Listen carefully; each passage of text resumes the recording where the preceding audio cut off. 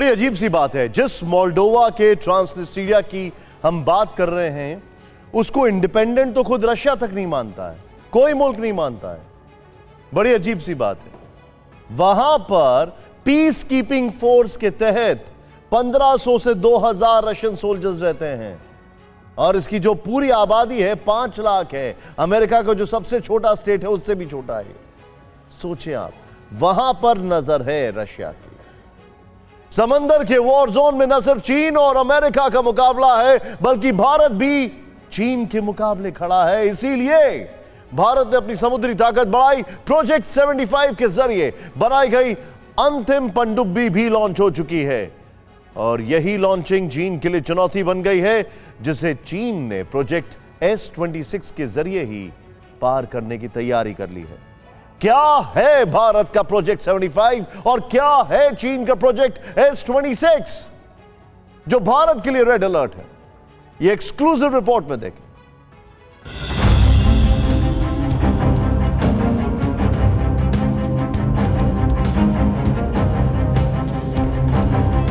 Indian navy के लिए Mazagon dock ship builders limited में बनी प्रोजेक्ट 75 की छठी स्कॉर्पियन श्रेणी की पनडुब्बी आईएनएस वागशीर लॉन्च हो चुकी है। भारत के लिए प्रोजेक्ट 75 की अहमियत क्या है, इसे भी हम आपको बताएंगे, लेकिन पहले अदावत के मोर्चे पर हालात क्या हैं, ये समझिए, क्योंकि मोर्चे पर दूसरी तरफ चीन और पाकिस्तान दोनों। भारत के प्रोजेक्ट 75 के खिलाफ चीन ने भी खुफिया प्रोजेक्ट शुरू किया है। चीन ने इस परियोजना को प्रोजेक्ट S-26 नाम दिया है। चीन अपने प्रोजेक्ट के तहत न सिर्फ खुद की नौसेना को मजबूत कर रहा है, बल्कि चीन ने इसी प्रोजेक्ट के तहत पाकिस्तानी नौसेना को भी ताकतवर बनाने का प्लान बनाया है।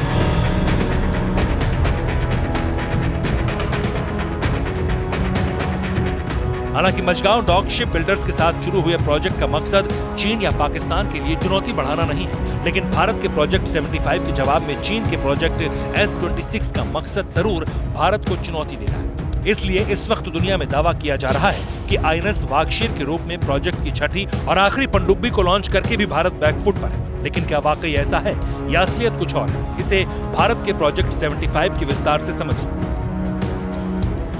दरअसल प्रोजेक्ट 75 की परिकल्पना अप्रैल 1997 में की गई थी। प्रोजेक्ट के तहत 30 साल में भारत को 24 पनडुब्बियों का निर्माण करना था। बनाई जाने वाली पनडुब्बियों में 18 पारंपरिक और 6 न्यूक्लियर पावर्ड थी और इस प्रोजेक्ट के तहत अंतिम न्यूक्लियर पावर्ड सबमरीन का निर्माण पूरा हुआ।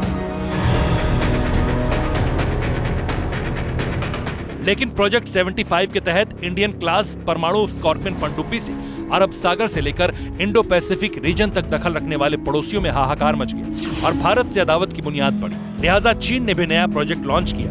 अब क्या है चीन का प्रोजेक्ट S-26, वो जानिए। प्रोजेक्ट S-26 के तहत पाकिस्तान ने चीन से पनडुब्बियों का करार किया है। इसमें चीन से 8 yuan class air independent submarine का करार है। अपने प्रोजेक्ट के तहत चीन को 8 पनडुब्बियों का निर्माण करना था। इनमें 4 पनडुब्बी पाकिस्तान और 4 पनडुब्बी चीन में बननी थी।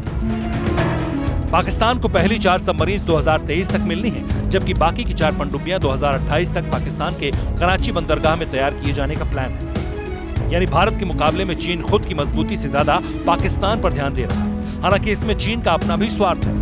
इसके अलावा चीन ये दिखाने की कोशिश कर रहा है कि उसका प्रोजेक्ट S-26 भारत के प्रोजेक्ट 75 के खिलाफ नहीं, बल्कि वो खुद टेक्नोलॉजी ट्रांसफर करार के तहत हथियार निर्यातक बन गया है।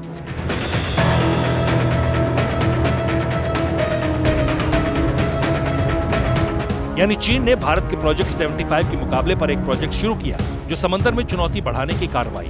लेकिन भारत को इससे कितना फर्क पड़ेगा, इसे आईएनएस वागशीर की लॉन्चिंग से अतीत तक समझिए।